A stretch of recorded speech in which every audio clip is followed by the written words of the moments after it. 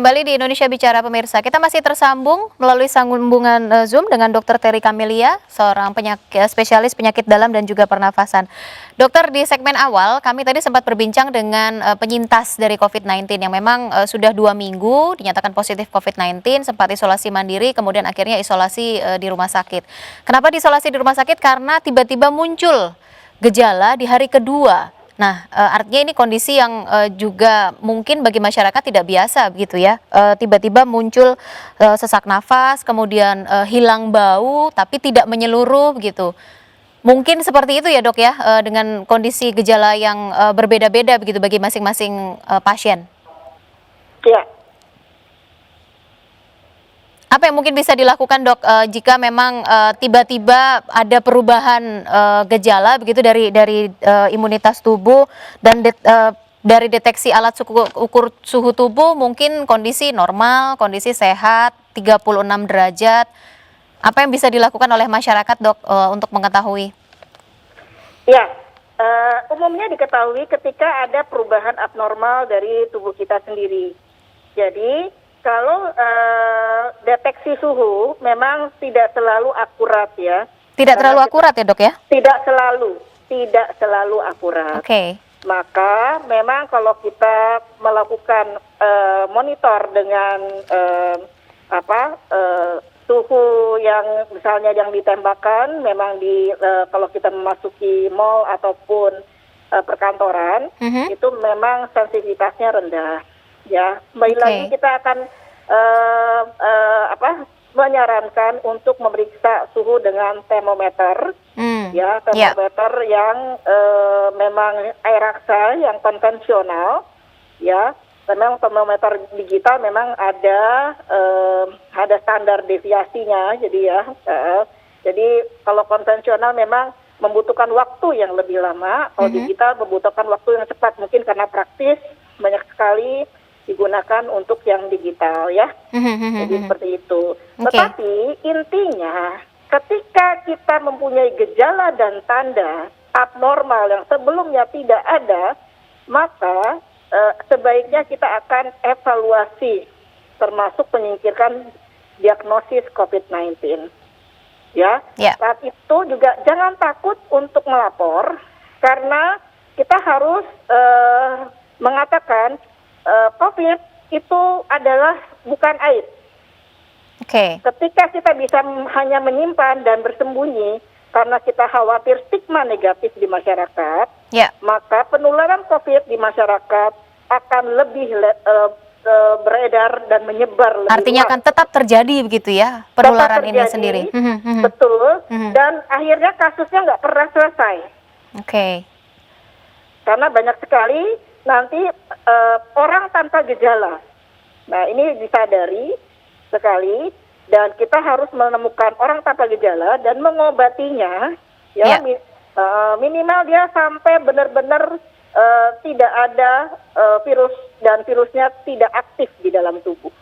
Dokter Telly, apa yang bisa Anda sampaikan kepada mungkin pemirsa di rumah yang saat ini sedang menghadapi kondisi begitu ya terpapar dari COVID-19 dan memilih untuk isolasi mandiri? Apa yang harus dilakukan ketika melakukan isolasi mandiri supaya memang benar-benar melakukan isolasi sebenarnya? Ya, sebenarnya isolasi mandiri ini kembali akan digalakkan ketika memang ketersediaan bed di rumah sakit atau fasilitas pelayanan itu sudah tidak mencukupi. Nah, kebijakan ini akan diambil. Nah, isolasi mandiri ini ada dua. Isolasi mandiri di rumah atau isolasi mandiri di luar rumah utama. Jadi luar rumah utama itu termasuk rumah sakit darurat ya, di luar utama, di apartemen ataupun di hotel, itu mempunyai peraturannya masing-masing. Ya.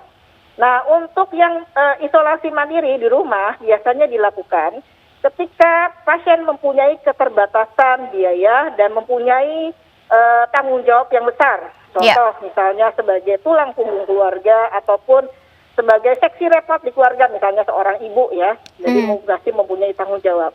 Untuk ini harus disadari bahwa pasien tersebut harus benar-benar isolasi, jadi harus berada di luar, di area yang terbatas untuk dirinya. Oke. Nah, Untuk itu memang disarankan memang isolasinya dipusatkan pada fasilitas yang khusus untuk COVID bersama-sama seperti Wisma Atlet atau harus mengambil apartemen yang sesuai dengan biaya yang tersedia daripada memang bersama-sama hanya tetap campur satu rumah dan tidak memakai masker, itu akan mempercepat terjadinya klaster keluarga. Oke. Tapi Nah, kalaupun memang tetap memilih di rumah, harus komit ya dok ya? Dengan harus komit, beliau hanya punya kamar yang pintunya memang hanya sendiri dan terbuka keluar kalau bisa. Oke. Ketika misalnya pintunya harus bersama, itu pintu utama harus memang diisolasi keluar masuk dan pasien memang terpaksa harus tinggal di dalam kamar dan semua anggota keluarganya harus memakai masker sesuai dengan standar kesehatan. Oke. Dan yang kontak dengan beliau itu hanya satu orang saja. Baik, mungkin bisa sebagai informasi tambahan. Terakhir dok, bagi pasien yang memang sudah sembuh atau kita sebut sebagai penyintas dari COVID-19 supaya tidak tertular kembali, apa yang bisa dilakukan oleh para penyintas ini sendiri? Ya, ketika pasien itu misal bisa tertular kembali atau relapse ya, atau mengalami second wave, yang pertama adalah dia benar-benar sembuh dari penyakit yang pertama. Yang kedua, memang disunahkan atau disarankan untuk memeriksa lagi pencitraan dada. Karena 20-30% itu ternyata fleknya masih ada ketika PCR-nya negatif. Oke, artinya harus kembali memeriksakan diri begitu ya? Iya, betul. Harus kontrol kembali. Apakah benar-benar penyakit ini hilang di dalam tubuh? Hanya PCR-nya saja yang Setelah negatif. berapa hari dok dari dinyatakan sembuh atau negatif? Biasanya setelah hari kelima, pasien wajib untuk diperiksa kembali apakah memang virus itu memang benar-benar hilang, disertai dengan bukti-bukti yang lain. Memang pertama kali disarankan untuk memeriksakan PCR, agar PCR itu negatif, prioritas utama.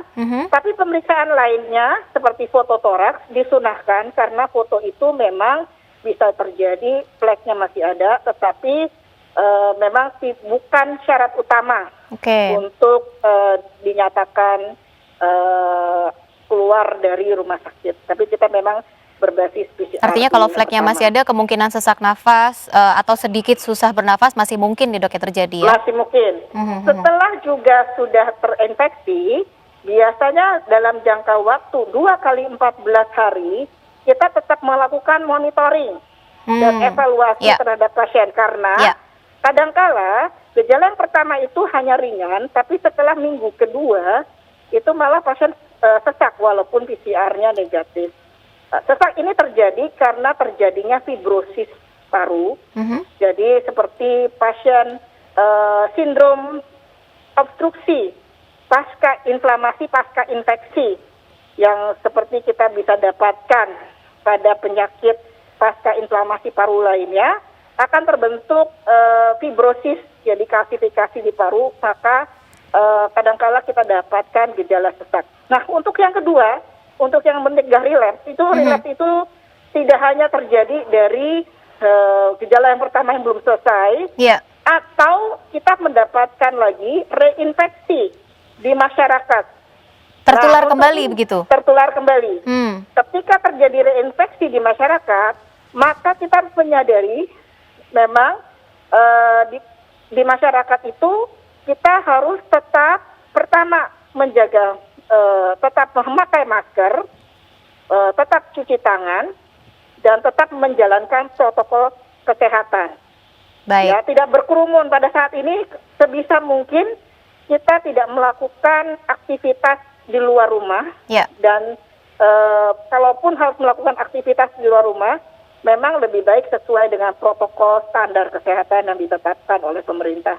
Baik, Dr. Telly Kamelia, terima kasih sudah berbagi informasi kepada kami malam hari ini. Bukan bermaksud menakut-nakuti masyarakat begitu ya, tapi memberikan informasi seluas-luasnya supaya masyarakat juga semakin peduli dan tahu begitu kaitannya dengan COVID-19 ini sendiri adalah sebuah penyakit yang memang harus diwaspadai. Bukan aib ya dok ya? Bukan aib, dan kita tetap bersatu untuk lepas dari pandemi ini. Ya. Kita bersatu untuk lepas dari pandemi ini. Jaga kesehatan, kemudian juga rajin cuci tangan, jaga jarak, pakai masker yang utama ya dok ya? Ya, betul. Oke, Dokter Teli terima kasih, sehat selalu untuk Anda. Salam kami untuk teman-teman tenaga kesehatan lainnya. Terima kasih kembali. Baik, selamat malam Dokter Teli. Baik pemirsa, demikian untuk Indonesia Bicara pada malam hari ini. Semoga informasi ini bisa memberikan masukan untuk Anda. Selalu menjaga kesehatan, pakai masker, jaga jarak aman, dan juga jangan lupa untuk terus mencuci tangan. Saya Rizka Indah pamit undur diri. Terima kasih. MNC News, channel berita pilihan Anda. Selamat malam.